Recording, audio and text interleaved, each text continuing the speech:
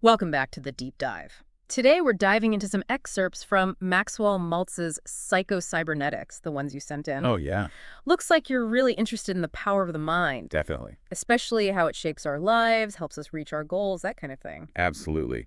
Maltz is a classic for a reason. His work is fascinating. Yeah. It really blends practical psychology with almost like philosophical ideas about the self. Oh, interesting. It goes beyond just positive thinking. Okay. It's about really understanding how our minds work. So like the mechanics of it. Exactly. And then using that to your advantage. Okay, so let's unpack this self-image idea. Sure. It's more than just how we see ourselves physically, right? Right. It's much bigger than that. Okay. It's this whole mental blueprint we have about ourselves. Yeah. Our abilities, our worth, what we think we deserve. Mm. It's almost like a mental operating system. It guides our thoughts, our feelings, even our actions. Wow. And get this, he actually got this idea through his work as a plastic surgeon. Wait, hold on. How does plastic surgery lead to insights about the mind? Well, he noticed that some patients who had these big physical transformations, Yeah. they didn't always have the personality changes you might expect. Interesting. He had this one patient, a salesman, who was in a car accident, and his face was disfigured. Oh, wow. And he kind of retreated into himself. Became withdrawn. Yeah, almost like his personality was disfigured too. Right. But after the surgery, his confidence just exploded. It Really? was like a whole new person emerged. So the change in his appearance somehow shifted something deeper. Exactly. But then there's this other case, a duchess who had a hump on her nose. Okay. And even after surgery to fix it, she was still super shy and self-conscious. Huh.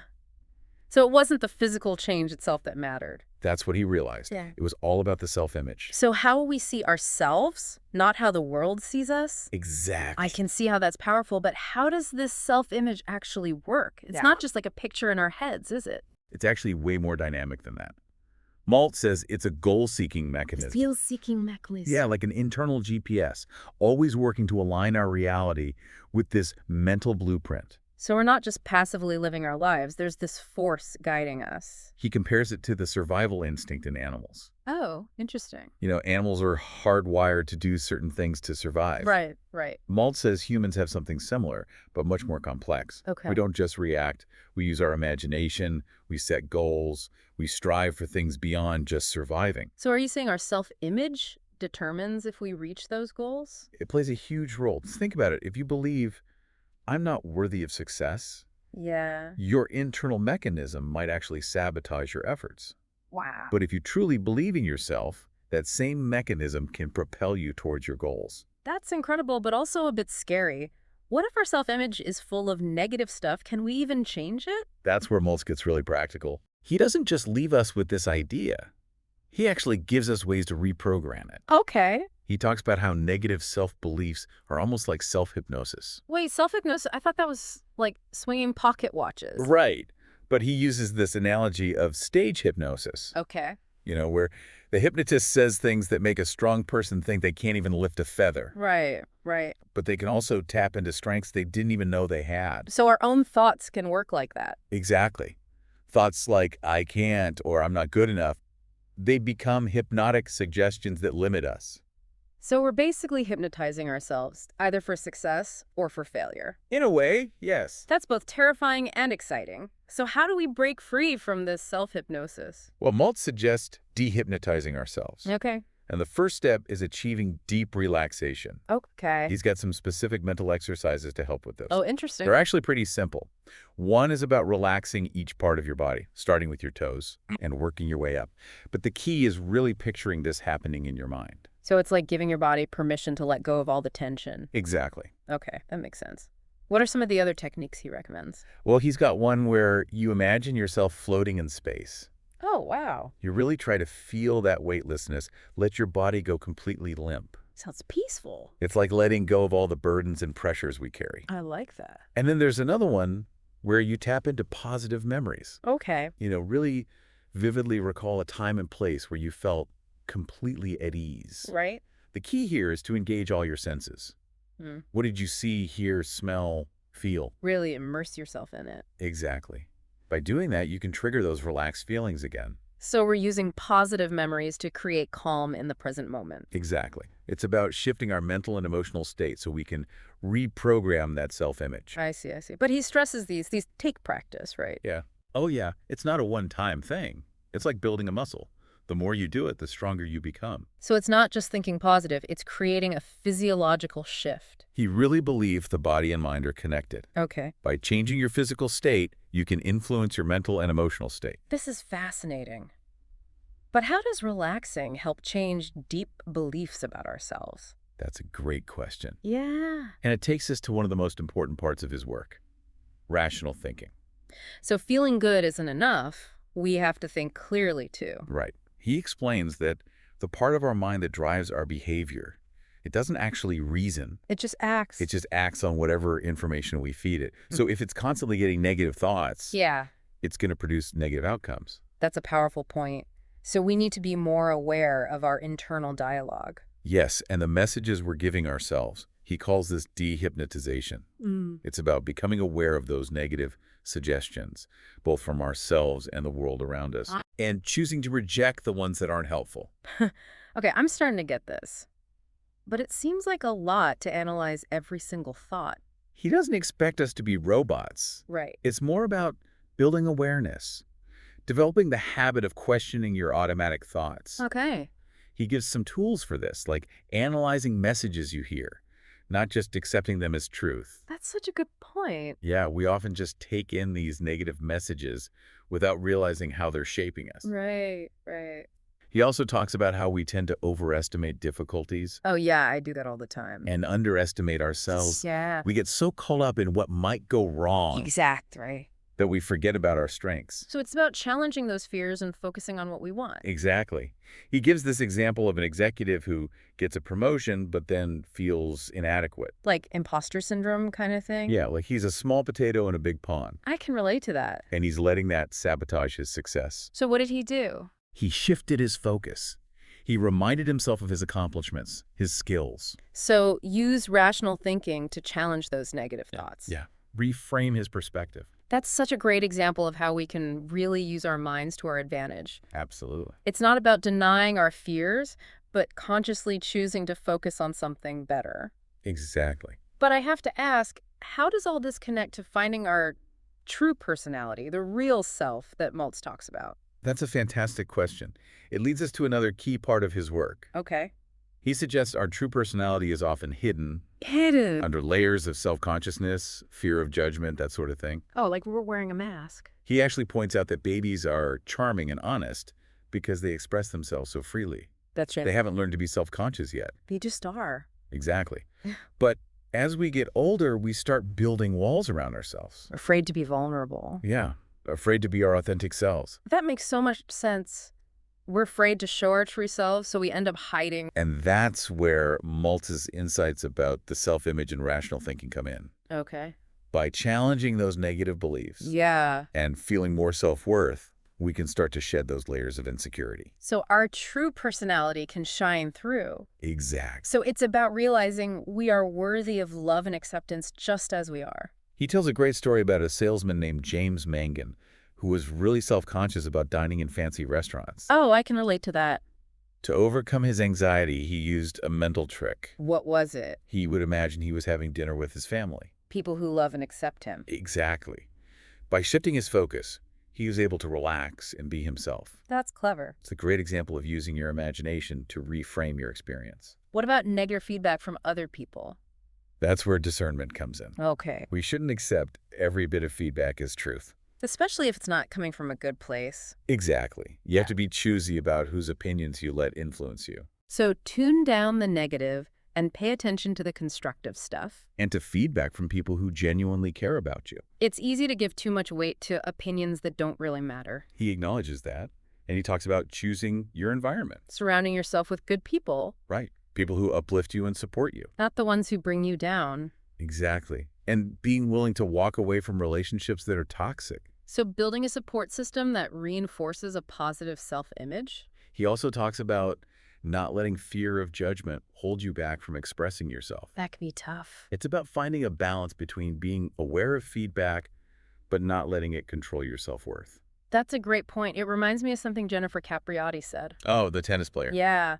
She said a key to her comeback was learning to stop believing bad things about herself Wow. and realizing that it didn't matter what people believed about her. It's about trusting your own internal compass. Exactly. It's about having the courage to be ourselves, even if it means not pleasing everyone. Absolutely. It's a powerful message. Now, let's talk about something everyone experiences at some point. Failure. It's a part of life, but it can be tough. Definitely. Maltz doesn't shy away from this, does he? Not at all. He actually describes it as having a set of characteristics. He calls them the letters of failure. Okay, I'm intrigued. What are these letters? Frustration, aggressiveness, insecurity, loneliness, and resentment. Wow, that's a heavy load. Those are the negative emotions that often come with failure. Right. And they can hold us back from learning and growing from those experiences. So getting stuck in those can really derail us. Exactly. And he points out these feelings are often rooted in unrealistic expectations Okay. and a distorted self-image. So we set ourselves up for failure by clinging to perfectionism. It's like a recipe for disappointment. So how do we break free from that cycle? How do we change how we see failure? Well, he emphasizes setting practical goals Okay? and letting go of that need to be perfect. So being realistic and accepting that we're all going to make mistakes along the way.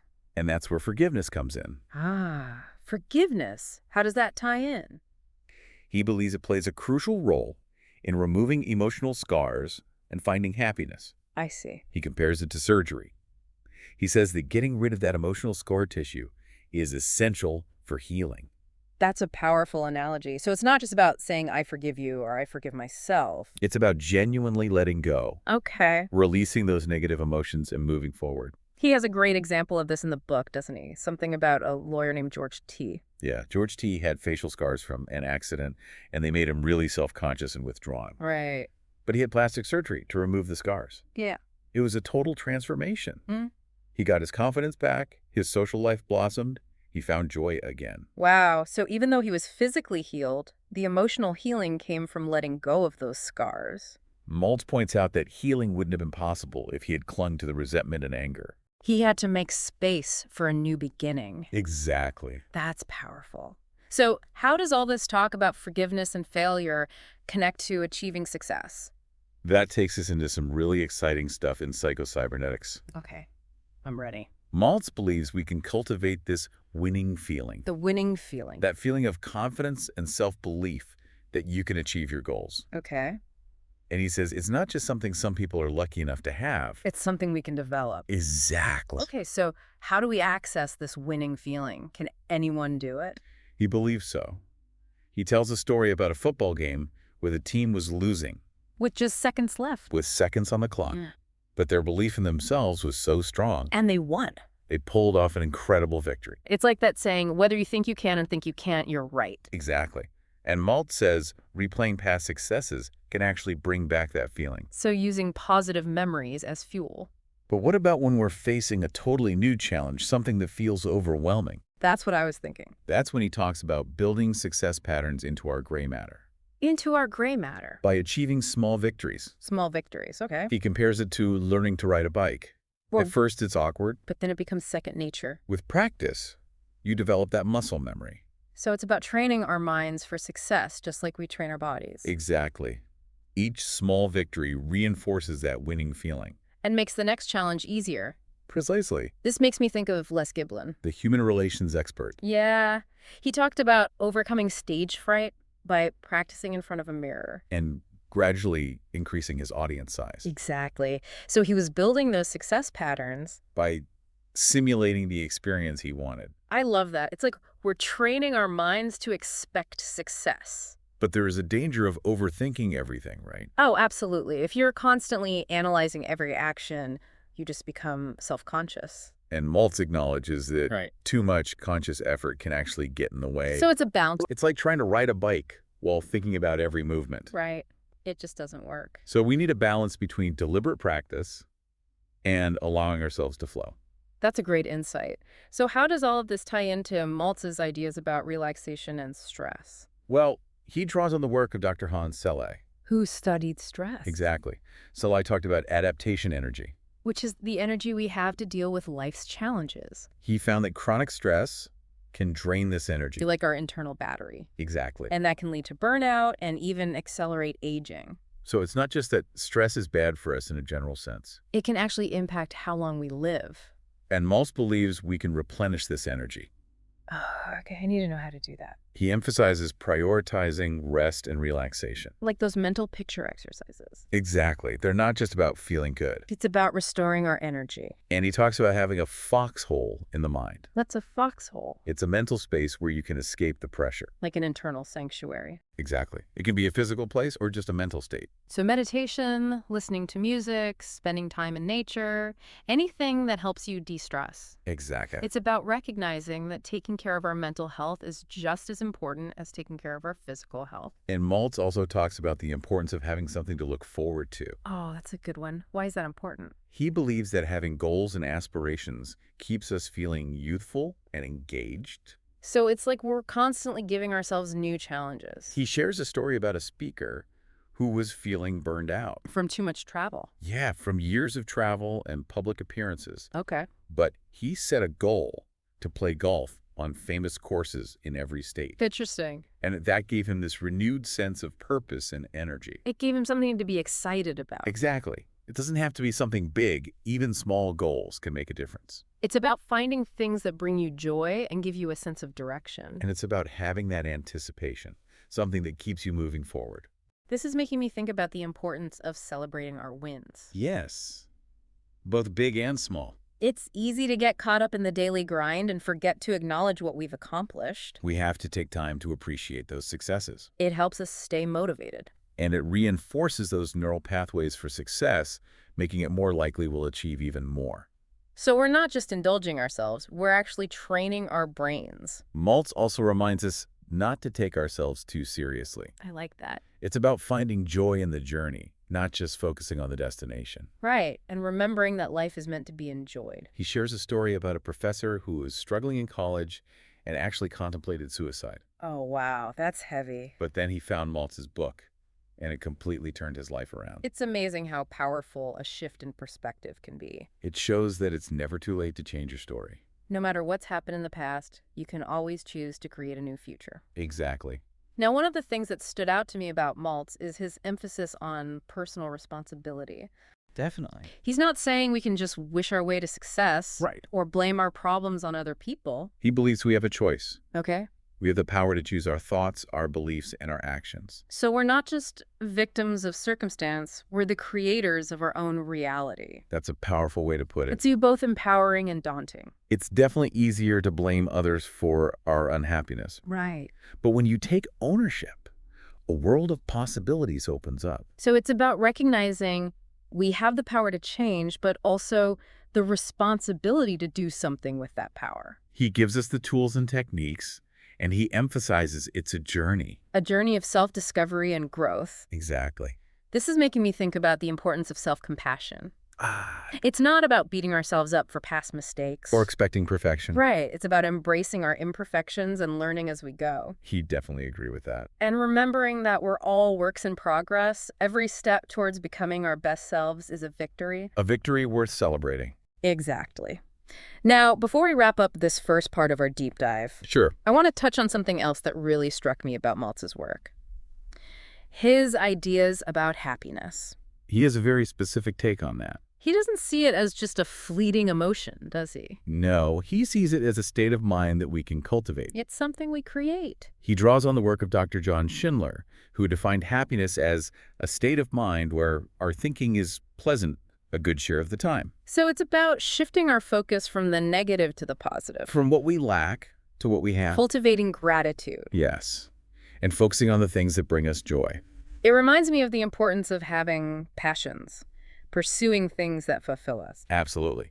He also talks about the importance of having a sense of purpose. Feeling connected to something bigger than ourselves. And speaking of connection, he also has some interesting things to say about loneliness. Oh, what were those? He saw it as a big obstacle to happiness. Definitely. And he believed it's often caused by a fear of rejection or feeling unworthy. That makes sense. So he encouraged people to overcome those fears by putting themselves out there. Taking risks. being vulnerable. And building meaningful relationships. So it's about letting people see our true selves. And recognizing that we all have something valuable to offer. It's about connection. Exactly. That's such a powerful message. It's about recognizing that we're all in this together. We are all interconnected. And that self-acceptance isn't about arrogance. It's about knowing your strengths and weaknesses, embracing your imperfections. And being kind to ourselves, even when we make mistakes. He also talks about forgiveness towards ourselves and others. That reminds me of the story about George T., the lawyer who let go of those emotional scars.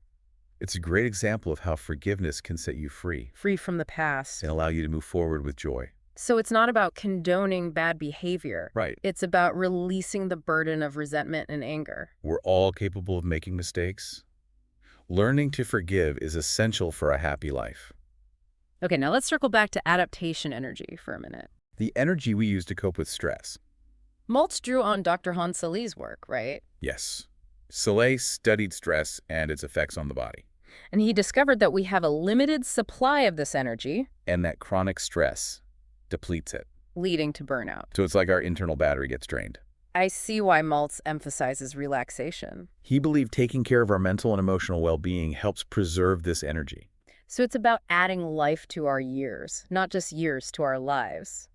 He also emphasizes having goals and aspirations as we age. Right, like the speaker who found renewed energy by setting a goal to play golf on famous courses. It's about having something to look forward to. Keeping us feeling youthful and engaged. Exactly. It's about embracing new experiences. Rather than settling into a routine. And it's about being grateful for life, no matter what your age or situation. It reminds me about living in the present moment. Ah, yes. It's so easy to get caught up in regrets about the past or worries about the future. But true happiness lies in appreciating the now. And that connects to Maltz's ideas about miracles, doesn't it? He definitely believed in them. What did he have to say about miracles? Well, he talked about the placebo effect. Where people experience healing because they believe they're getting a cure. Even if it's not a real treatment. It shows how powerful our beliefs can be. He also observed that people who heal quickly tend to be optimistic. And they have a strong will to get well. It's like their belief actually accelerates the healing. So it's not about passively hoping for a miracle. You have to participate in the process. And Maltz actually believed in miracles. He saw the ordinary process of healing as a testament to a power beyond our understanding. That there's more to life than we can explain scientifically. And he encouraged people to be open to achieving their own miracles. By harnessing the power of belief. Exactly. So it's about cultivating a sense of wonder and possibility. And recognizing that anything is possible. Now, one thing that struck me about Maltz's work is how he blends psychology, philosophy, and spirituality. He takes a holistic approach. It's not just self-improvement, it's self-discovery. Understanding our place in the bigger picture. It reminds me of something the Dalai Lama said. Be kind whenever possible. It is always possible. That's beautiful. It speaks to the power of kindness. Even small acts can have a huge impact. Creating a ripple effect of positivity. Like we're all part of this web of interconnectedness. And our actions matter.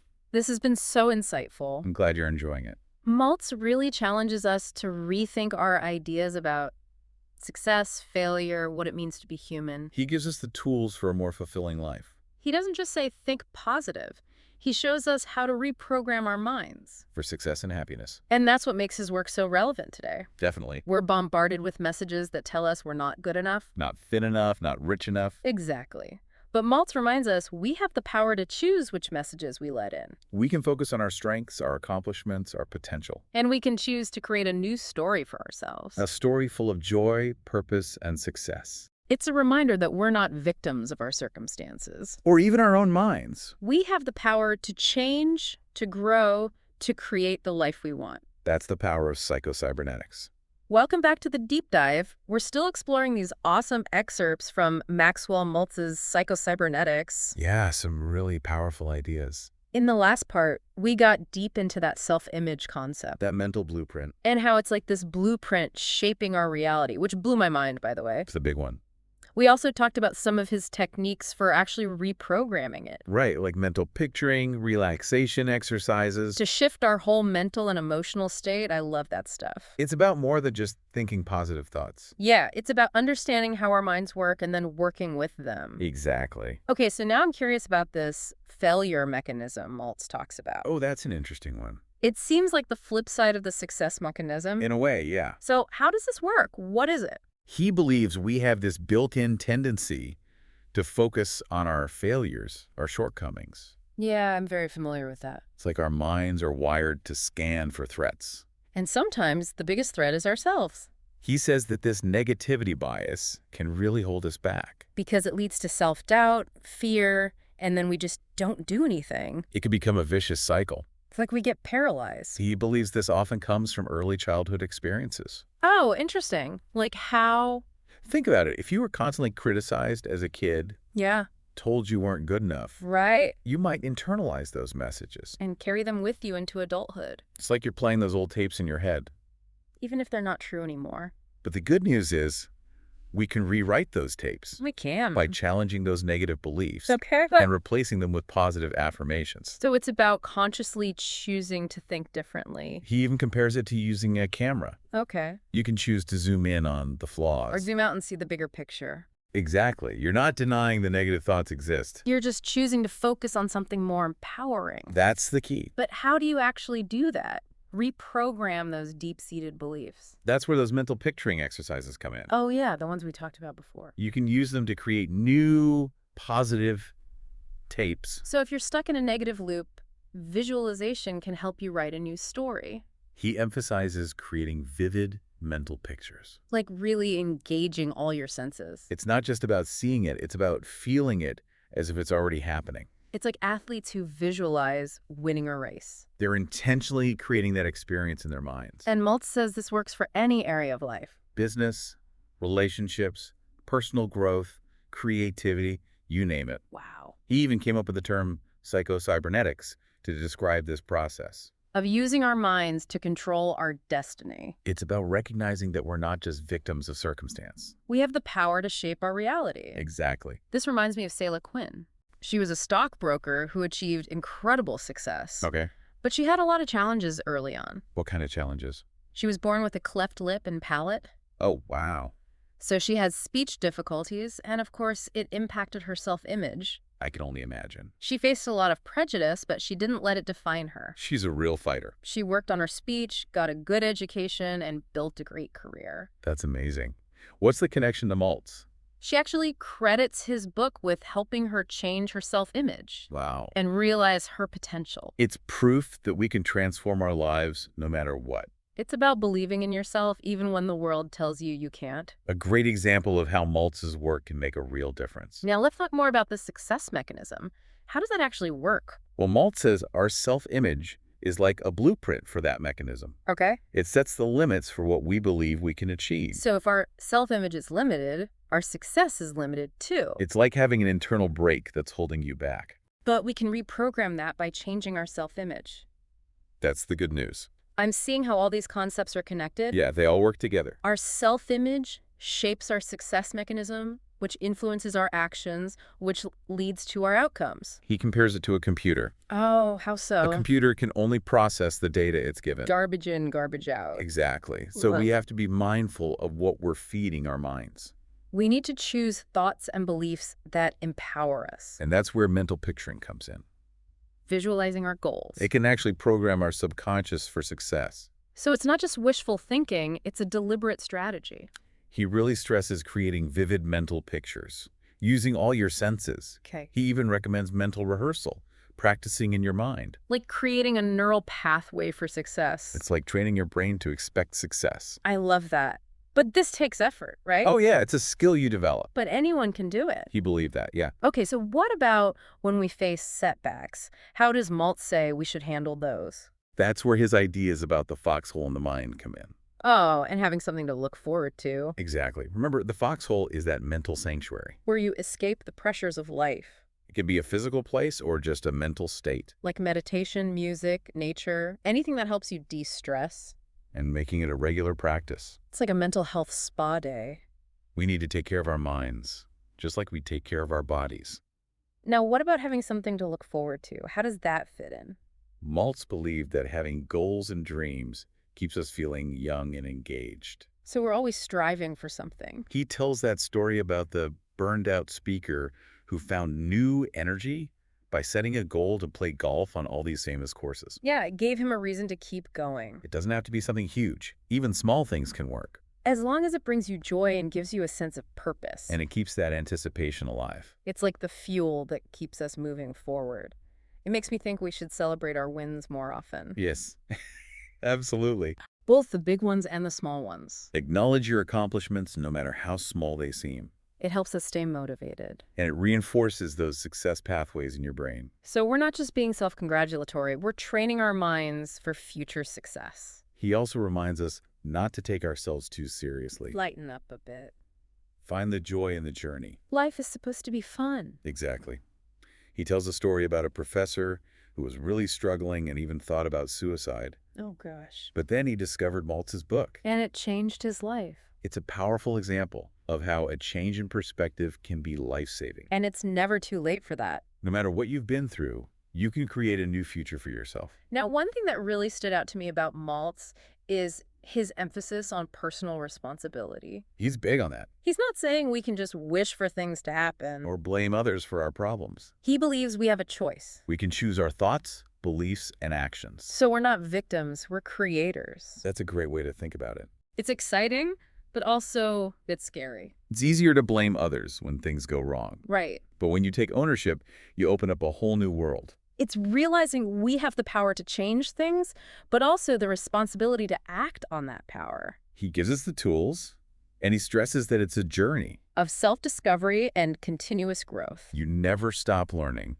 It reminds me of the importance of self-compassion. Being kind to yourself. Not beating yourself up for past mistakes or expecting perfection. Embracing our imperfections, celebrating our progress. And remembering we're all works in progress. Every step towards becoming our best selves is a victory. Okay, now before we move on, I want to talk about Maltz's ideas on happiness. That's a big topic. He has a very specific view on it. He doesn't see it as just a fleeting feeling. He sees it as a state of mind we can cultivate. He draws on the work of Dr. John Schindler. Didn't he define happiness in a really interesting way? Yeah, he called it a state of mind in which our thinking is pleasant a good share of the time. So it's about shifting our focus. From the negative to the positive. Practicing gratitude, focusing on the things that bring us joy. And having passions. Doing things that fulfill you. Absolutely. And feeling a sense of purpose. Connected to something bigger than ourselves. Maltz had a lot to say about loneliness, too. He saw it as a major obstacle to happiness. I think a lot of people struggle with that. He believed it often stems from fear of rejection.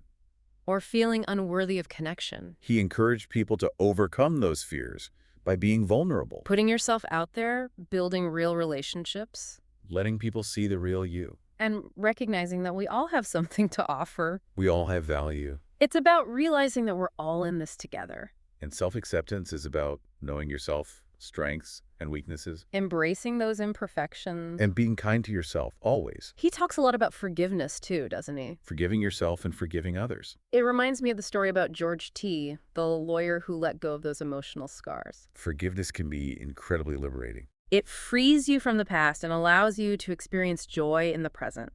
It's not about condoning bad behavior. It's about letting go of the resentment and anger. Which just weighs you down. And it's about recognizing that we're all human. We all make mistakes. Learning to forgive is essential for a happy life.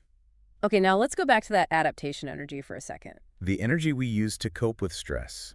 Maltz was really influenced by Dr. Hans Selye's work, wasn't he? Yes, Selye was a pioneer in stress research. He discovered that we have a limited amount of this energy. And chronic stress drains it. Leading to burnout and potentially accelerating the aging process. So taking care of our mental and emotional health is crucial. It's about preserving that energy. And extending our lifespan. Not just adding years to our life, but adding life to our years. He also talked about the importance of having goals and aspirations, even as we age. Right, like the speaker who found new energy through his goal of playing golf on those famous courses. It gave him something to look forward to, something to be excited about. It kept him feeling young and engaged in life. And it's about being grateful for the gift of life, no matter what our age or circumstances. It makes you think about living in the present moment, doesn't it? Being mindful and appreciative of what we have. It's so easy to get caught up in regrets about the past or worries about the future. The true happiness lies in embracing the now. And that leads us to Maltz's ideas about miracles. He was a big believer in the power of belief. What did he say about miracles? Well, he talked about the placebo effect, where people experience healing simply because they believe they're receiving a cure. Even if the treatment isn't real. It shows how powerful our minds can be. If we believe something is possible, it's more likely to happen. And he observed that people who heal quickly tend to be optimistic. They have a strong desire to get well. It's like their belief actually accelerates the healing process. So it's not just about passively hoping for a miracle. You have to actively participate in the healing. And Maltz himself believed in miracles. He saw the ordinary process of healing as a testament to a power beyond our understanding. There's more to life than what we can see and measure scientifically. And he encouraged people to be open to achieving their own miracles. About tapping into the power of belief. Exactly. It's about recognizing that we live in a universe of infinite potential. Anything is possible if we believe it. Now, one thing that's always struck me about Maltz's work is how he blends so many different disciplines. He pulls from psychology, philosophy, even spirituality. He takes a very holistic approach, It's not just self-improvement, it's about self-discovery. understanding our place in the grand scheme of things. It reminds me of that quote from the Dalai Lama, "Be kind whenever possible. It is always possible." It's a beautiful reminder that kindness is always an option, Even small acts of kindness can have a huge ripple effect. creating more positivity in the world. It's like we're all connected in this web of life. And our actions, both big and small, matter. This has been such a mind-expanding deep dive. Maltz gives us so much to think about. He challenges us to rethink our ideas about success, failure, even what it means to be human. And he gives us practical tools for creating a more fulfilling life. He's not just telling us to think positive, he's showing us how to actually reprogram our minds for success and happiness. And that's what makes his work so timeless and relevant even today. Absolutely, especially in a world that's constantly bombarding us with messages that we're not good enough. Not thin enough, not rich enough, not successful enough. But Maltz reminds us that we have the power to choose which messages we let in. We can focus on our strengths, our accomplishments, our potential. We can write a new story for ourselves. A story filled with joy, purpose, and success. And that's a really empowering message, isn't it? It is. It reminds us that we're not victims of our circumstances or our past. We have the power to change, to grow, and to create the life we truly desire. That's the power of Psycho-Cybernetics. Welcome back to the deep dive. We're wrapping up our exploration of Maxwell Maltz's Psycho-Cybernetics. Based on those excerpts you shared. Yeah, it's been pretty fascinating so far. Really insightful stuff. I'm especially loving this idea that we all have this success mechanism inside us just waiting to be unleashed. Like we're all born with the potential for greatness. Exactly. Maltz compares it to that success instinct in animals. Oh, right. Like how a squirrel instinctively knows to gather nuts for winter. Yeah, we have those drives too. It's just that somewhere along the way, we start doubting ourselves. Those limiting beliefs creep in. Ugh, I know, it's so frustrating. It's like we get programmed for failure. But Maltz says we can reprogram that We can. by recognizing those negative thoughts aren't necessarily true. They're just beliefs. Often based on stuff that happened in the past or Oh. things people told us. So it's about challenging those beliefs and replacing them with something better. Seeing yourself as capable and worthy. And he gives us tools for that, right? Like those mental picture Oh, exercises. yeah, those are good. It's like rewiring your brain for success. I love that. Taking control and creating the reality you want. But it's not just about thinking positive thoughts. Right, there's got to be action, too. He's big on taking action. Okay, how so? He uses this analogy of a ship's rudder. Mm. The rudder gives you direction, Okay. but you need the engine to move you forward. So we need a vision and the energy to get there. Basically, you can have the best self-image in the world, but if you don't act, nothing changes. I've been there, lots of planning, not enough doing. He says even small actions can create momentum, It's about building that sense of progress. which keeps you motivated. This makes me think of that Nelson Mandela quote. It always seems impossible until it's done. That's a good one. It's about the power of belief and taking action. We can achieve so much more than we think. Now, another thing that resonated with me is this idea that happiness is a choice. Maltz was a big advocate for that. It's not something that just happens to you. You create it. He said that happiness isn't some external destination. It's an internal state. Something you cultivate through your thoughts, beliefs, actions. Taking responsibility for your own happiness. Right, not waiting for someone else to make you happy. But he acknowledged that life can be tough. It definitely throws curveballs. He believed that even when things are hard, we still have the power to choose our attitude. It reminds me of Viktor Frankl. He survived the Holocaust, Yeah. and he said, everything can be taken from a man, but one thing. The last of human freedoms to choose one's attitude in any given set of circumstances. Wow, powerful. It's about choosing how you respond to what life throws at you.